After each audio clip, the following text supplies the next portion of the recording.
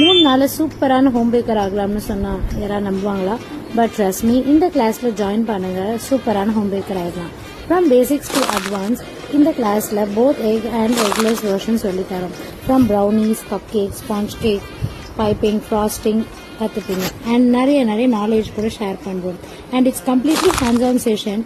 Back பண்ணுறதுலேருந்து frost பண்ணுற வரைக்கும் நீங்கள் தான் பண்ண போகிறீங்க. அது மட்டும் இல்லை, ஒரு குட்டி ஃபாண்டன் ஃபிகரின் கூட பண்ண போகிறோம். If you are still in doubt, here this. அப்படி சொல்லியா? Okay. I felt it very nice. Okay. And to improve my baking skills. Okay. This chocolate bar setting da puchda.